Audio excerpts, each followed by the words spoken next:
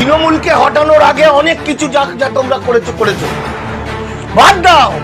সরকারে এসছো, এবার একটু সুস্থ হও, শুদ্ধ হও, লেখাপড়া করো।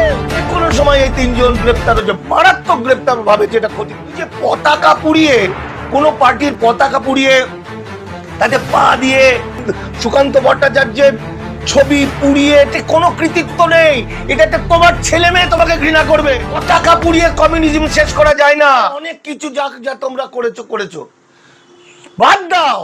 তোমাদের আকাঙ্ক্ষা পূর্ণ হয়ে গেছে, তোমরা সরকারে এসছো, এবার একটু সুস্থ হও, শুদ্ধ হও, লেখাপড়া করো, একটু বোধ জন্মাও, একটু ভালো মানুষকে ভালোবাসতে শেখো, যুক্তি নাও। আমার মনে হয়েছে যে কোনো সময় এই তিনজন গ্রেপ্তার হয়েছে, মারাত্মক গ্রেপ্তার ভাবে, যেটা ক্ষতি করেছে সেটা দেখেছি। যে ওই যে পতাকা পুড়িয়ে, কোনো পার্টির পতাকা পুড়িয়ে তাতে পা দিয়ে, সুকান্ত ছোটবেলা থেকে পড়ে আসছে সেই বিখ্যাত কবি, বিপ্লবী কবি সুকান্ত ভট্টাচার্যের ছবি পুড়িয়ে, এতে কোনো কৃতিত্ব নেই। এটাতে তোমার ছেলে মেয়ে তোমাকে ঘৃণা করবে। ভুলে যেও না তুমি বাঙালি। কমিউনিজম একটা আদর্শ, পতাকা পুড়িয়ে কমিউনিজম শেষ করা যায় না। বাবা সাহেব আম্বেদকর একটা আদর্শ, তার মূর্তি ভেঙে এটাকে শেষ করা যায় না।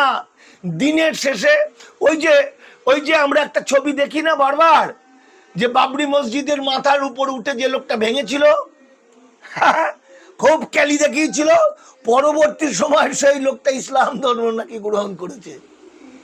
সেই লোকটা নাকি কুনকুন করে বলছে যে আমি কি পাপ করেছি। ফলে বলছি, আমরা বাঙালি, আমরা বাংলার মানুষ। আসো, পলিটিক্যাল যে যা পার্টি করবে করুক, কিন্তু এক হয়ে যাও, বাংলাকে বাঁচাতে, বাঙালিকে বাঁচাতে এক হও।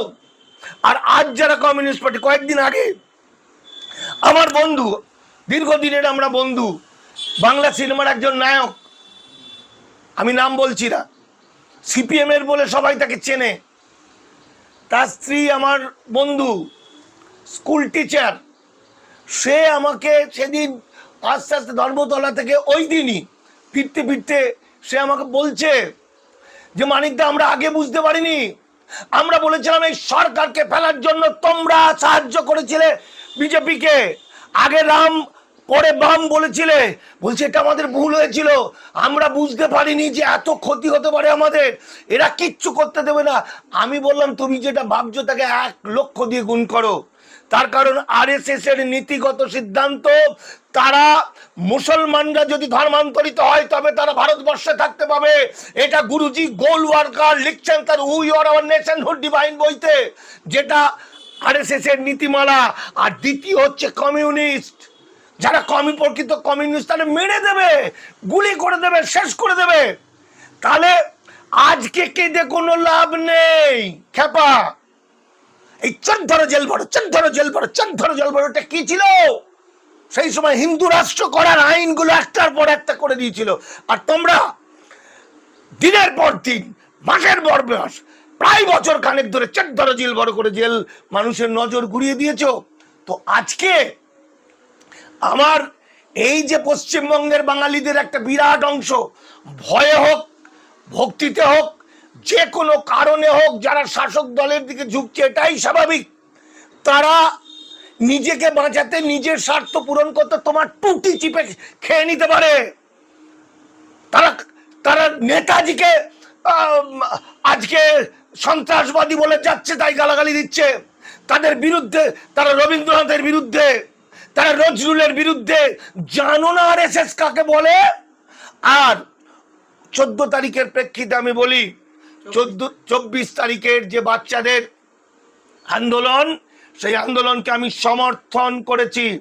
এই সমর্থন করার জন্য আমাকে দাঁড়িয়ে গুলি করলেও আমার কিচ্ছু যায় আসে না। আমি সত্যের পথে থাকবো, আজীবন ছিলাম, আজও থাকবো। শেখাচ্ছ শুভেন্দু অধিকারীকে মুখ্যমন্ত্রীকে, তাই তো? ওটা কে, মুখ্যমন্ত্রী না ওর ভূত? ওটা কি শুভেন্দু না শুভেন্দুর ভূত? জানো, আমি ব্যক্তিগতভাবে শুভেন্দুর সঙ্গে যেভাবে জানি, তোমরা তার কিছুই জানো না। ক্ষমতা থাকে তোমাকে অ্যারেস্ট করো, শুভেন্দু অধিকারী পৃথিবীর অন্যতম সেরা এসিজেড বিরোধী আন্দোলনের পৃথিবীর অন্যতম মুখ একটা সময়ের। আজকে মমতা ব্যানার্জি কৃতিত্ব নিলেও এই কৃতিত্বের মূল মানুষটা হলো শুভেন্দু অধিকারী। নন্দীগ্রাম আন্দোলনে সেটা কি ছিল? আজকের জেনারেশন কি তো সিঙ্গুর নন্দীগ্রাম জানে না। সেটা কৌশল করে রাজনৈতিক দল এবং সরকার ভুলিয়ে দেওয়া হয়েছে। যদি সিঙ্গুর নন্দীগ্রাম নিয়ে মানুষ জানতো, আজকের জেনারেশন যদি বই পড়তো, যদি সেইটা নিয়ে সেই সাহিত্য শিল্পগুলো প্রচার করতো, তাহলে আর আজকে কিন্তু হিন্দু মুসলমান ঝামেলা হতো না। এই পবিত্র শব্দ জেহাদিকে একটা খারাপ শব্দে সন্ত্রাসবাদী বলা হতো না। ওটা কৌশল করে সিঙ্গুর নন্দীগ্রাম ভুলিয়ে দেওয়া হয়েছে। নন্দীগ্রাম আন্দোলন ছিল, সিঙ্গুর আন্দোলন ছিল কর্পোরেট পুঁজি ভার্সেস সাম্রাজ্যবাদী কর্পোরেট পুঁজি ভার্সেস রাষ্ট্র শক্তির বিরুদ্ধে সমবেত জনতার, কৃষক সমাজ, হিন্দু মুসলমান, তার সমবেত প্রতিরোধ। এই প্রতিরোধের নেতা ছিল শুভেন্দু অধিকারী, যে কোনোদিন জ্ঞানত কোনো খারাপ কাজ করতে পারে না, কিন্তু করছে। এটাই প্রশ্ন, কেন করছে সেটা সময় বলবে। ফলে আমাকে জ্ঞান দিতে আসবে না। আমি সিঙ্গুর নন্দীগ্রাম লালগড় আন্দোলনে মাটিতে থাকা লোক। আমি লেখার কারণে একজন উপন্যাসিক হয়ে সেখানে দিনের পর দিন পড়ে থেকে আমি শুভেন্দুকে দেখেছি। ফলত আমি জানি না বাংলার কি হবে, জানি না বাঙালির কি হবে। তবে আদর্শ এবং নীতিগত কারণে মুসলমানরা যেমন আরএসএস বিজেপির শত্রু প্রথম, দ্বিতীয় কিন্তু কমিউনিস্ট। সুতরাং যা করেছো এখন কিন্তু ফিরে আসার সময় আছে কিনা আমি জানি না। কিছু সময় তো কিছু ক্ষতি তো হবেই। ওরা যেমন আরএসএস 100 বছর ধরে তিল তিল করে তাদের সংগঠন করেছে, তাদের নীতিমালা প্রচার করেছে, অপোজিট পক্ষ মূল নিবাসী তাদের তো কিছু না হলো কিছু বছর তো লাগবেই। হঠাৎ করে আমি জেগে গেলাম, জেগে গিয়ে আরম বলে করতেই পারেন, জেল, জরিমানা, গুলি, অনেক কিছু হবে। তাই বুদ্ধির কৌশলে কাজ করুন। আর সিপিএম বা সিপিএম পন্থী ছাত্র সংগঠনরা তাদের যে ন্যাক্কারজনক ভূমিকা আমরা দেখেছিলাম, বিজেপির সঙ্গে হাতে হাত মিলিয়ে তিলোত্তম আন্দোলন থেকে শুরু করে বিভিন্ন সময় যেভাবে সরকারকে ফেলে দেওয়ার কাজটা করেছে, আজকে তারা কিন্তু ওই আমার বন্ধু সিনেমার নায়ক, তার স্ত্রী, আমি নাম বলছি না, সে যেমন দুঃখ প্রকাশ করেছে, আপনাদের প্রত্যেককে মনে মনে দুঃখ প্রকাশ করতে হবে। কারণ আপনারা নিজেরাই দায়িত্ব নিয়ে নিজের পাটাকে কুড়ুল দিয়ে কেটেছেন, আর কিছু করার নেই। আপনি জিহাদি শব্দ পবিত্র শব্দ বলছেন না, যেহেতু বাংলাতে এখন বলা হচ্ছে সনাতনী বাংলা হয়ে গেছে, সনাতনীদের সরকার চলছে, আপনি তো ভয়ঙ্কর কথা বলছেন। শুনুন, সনাতনী একটি শব্দ, যে শব্দটা হচ্ছে বৌদ্ধ শব্দ। আমাদের দেশে আগে ছিল বৌদ্ধময়,